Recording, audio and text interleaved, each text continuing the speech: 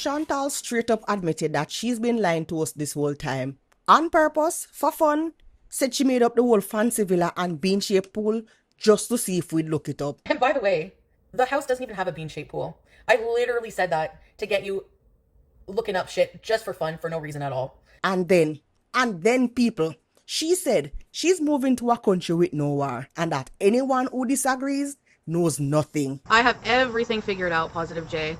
I have everything figured out. Thank you, though. I know a lot more about the situation than anybody talking about it, I promise you.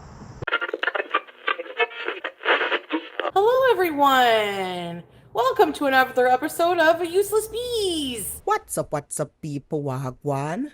Welcome back to another video. Look, I've covered a lot of Chantal, but this stream, this is the one where she fully self-destructs and then blames us for noticing. She's moving back to Syria. She told us like 40 different versions of the story, but she keeps contradicting herself over and over. And honestly, it's peak comedy. I don't care. What rights am I giving up, Les Sparkle? You don't know a single thing about life there. None of you who are saying, well, you're going to be in total control of Salah. Like, Salah's not some domineering, controlling, you don't know anything. He's very loving and caring, and he's going to provide for me. That's what's going to happen. Well, shit.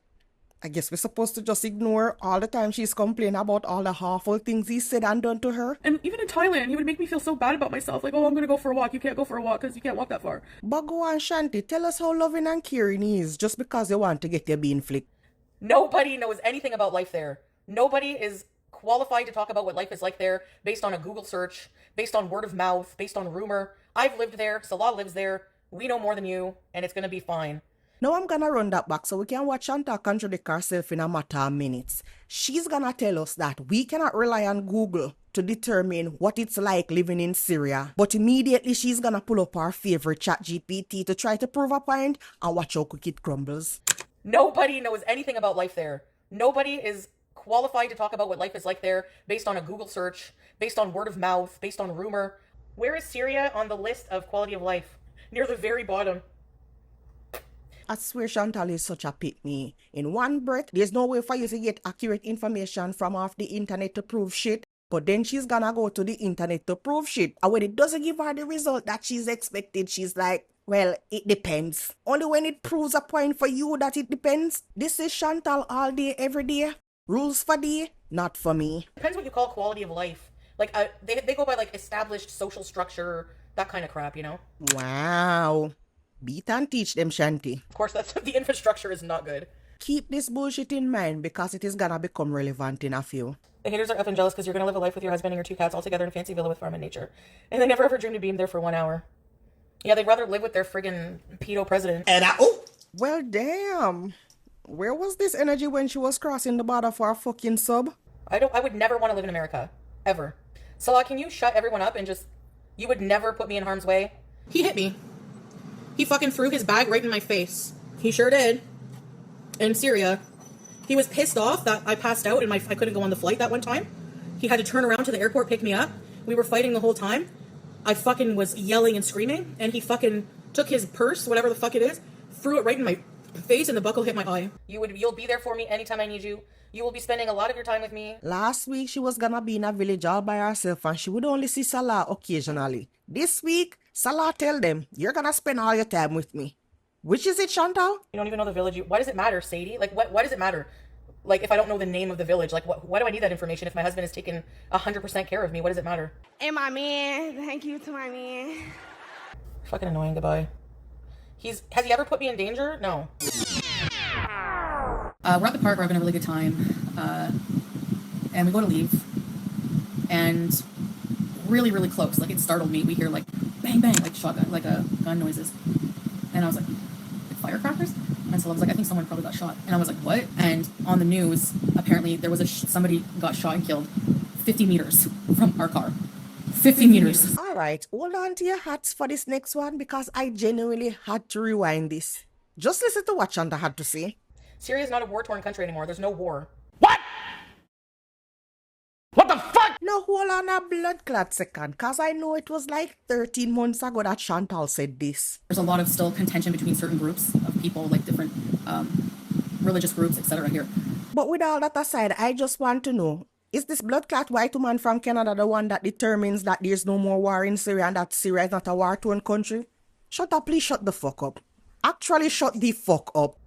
And I would rather be in a country that doesn't support gender than and not have the riches of having a Tesla factory or whatever the hell you think makes your country so wonderful. That's what I would rather. Again, Chantal really and truly just needs to shut up and eat her fucking food. Because yes, her current life don't include any of those luxuries. She don't have a pot to piss in, nor a blood clot window to throw it out of. But let's not forget that even though she thinks she has the right to run back to Syria, that this is what the family said. I don't care what you do with her, just not inside of Syria. And I'm like, I'm going out of my way to put my life on hold for someone like that. But go off, girl, because shacking up in a less than ideal place in bumfuck nowhere Syria is gonna be so much better this second time around. We all know she just wanna be in close proximity to that mangled bean, even if it never gets inside that gaping hole of hers. And believe me, I want to make something clear. Never for 1 minute do I think that, like, I'm not trying to downplay the tough life in Syria. Previously on Shanti Balzi. Where is Syria on the list of quality of life? Near the very bottom. Now with that in mind, do you actually believe that Chantal is not trying to downplay life in Syria? I'm coming from a place of privilege, literally, because I come from this part of the world. You just get treated, like, different, but also not just that, but, like, if you have any money, like, you know, it's not the same as if I was born and raised, like, in a poor village there or in a tent city kind of thing, you know? So I understand that, and I totally don't take that for granted. I don't want to go there and live a lavish life, which I mean, I don't have that kind of money, and neither does Salah. We're not, like, rich people, okay?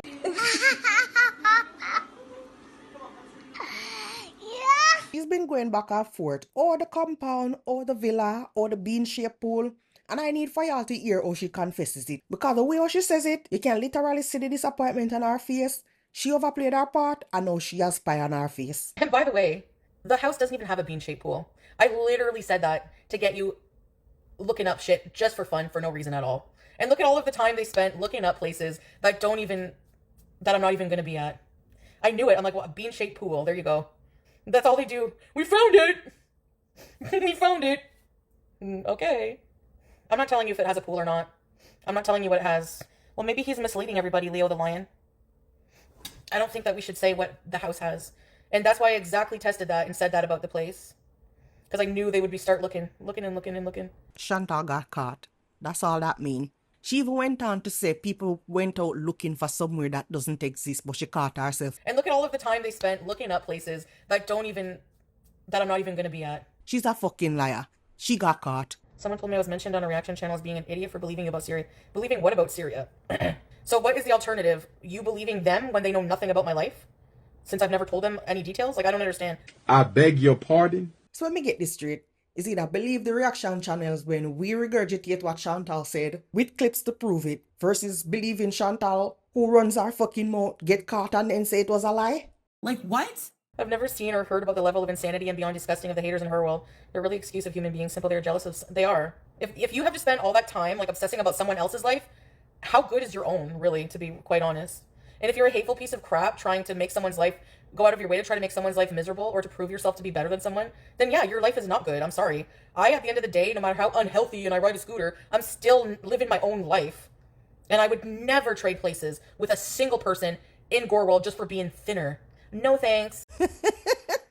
I know that's a fucking lie. Chantal, Salah would like to carry his woman. I know you would want to trade places with Kybella.